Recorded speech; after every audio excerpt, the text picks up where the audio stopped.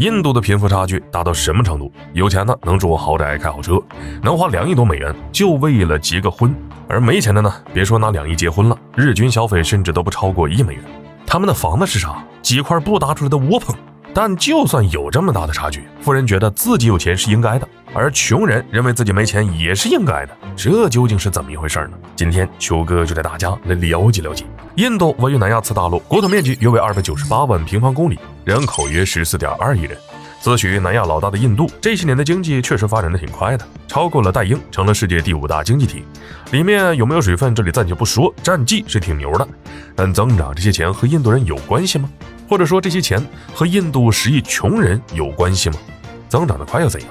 钱都是只占人口1%的富人的。印度是生产富豪最快的地方，有个叫阿达尼的富豪，在2022年9月以1470亿美元的净资产成了全球第2富豪。然而在2年前，这人的净资产仅有89亿美元，增长了10几倍，日赚几十个小目标。而且印度还是亚洲亿万富豪最多的国家，没有之一。在这些人眼中都不把钱当一回事儿，什么奢侈品、豪车等等看上就买。更有甚者，就因为妻子的一句不想住楼层不高的豪宅，直接花10亿美元，在孟买的市中心建了个27楼的大别野，什么空中花园、游泳池，甚至为了出行方便，连停机坪都配备上了。在印度，14.2亿人被简单又粗暴地分成了富人和穷人。富人有钱到花2亿美元就为了举办一场婚礼，奢华程度比黄教主的世纪婚礼都要夸张。就因为女儿喜欢，不惜花上亿美元请碧昂斯现场表演。不仅有钱，他们的生活水平也极高，各种完善的基础设施就不用说了，教育、医疗等都是一流的水平。而穷人呢？孟买作为印度第1大城市，经济最发达，然而生活在这里的2000多万人，却有1000多万人生活在拥挤且肮脏的贫民窟。印度最发达的城市，同时也有着亚洲最大的贫民窟——达哈维贫民窟，不到2平方公里的面积，住着上百万人。讽刺吗？有人说孟买堪比我国上海，要我说，在这一方面，上海还真比不过孟买。贫民窟啥样，想必大家都很清楚。别说基础设施了，能保持不断水不断电就已经谢天谢地了。很多人连居住的房子都没有，就几块布和木头搭成窝棚，就这样在里面生活。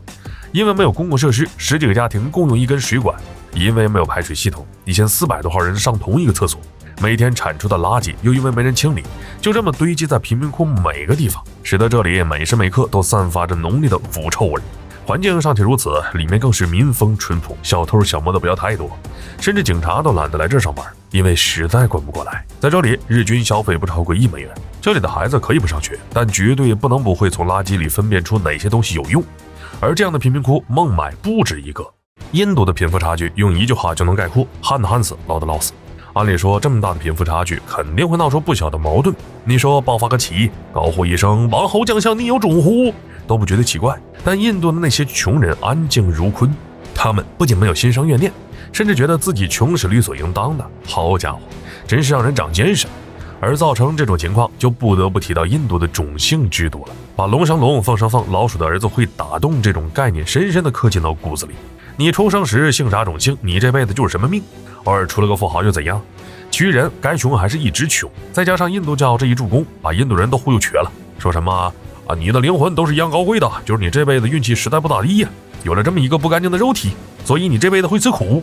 但是没关系啊，只要你忍一忍，今生吃的苦，那就是你下辈子成为人上人做的准备。前面也说了，印度只有2种人，富人和穷人。可能有人问，那还有中产阶级呢？国际基本认为不存在，但印度自己却说呢有。为啥？因为他们的中产阶级是日均消费2到10美元，换算成人民币也就10到70块。印度现在什么情况？这边疯狂的出口粮食，那边呢，国内几亿人饿着肚子，全国饥饿指数世界倒数，说是军事大国，实际上军事装备万国造，飞机摔了，坦克趴窝，航母漏油。这边说自己的经济实力远超中国，实际上我国 GDP 是它的5倍多。大话说的响当当，实际烂得稀碎。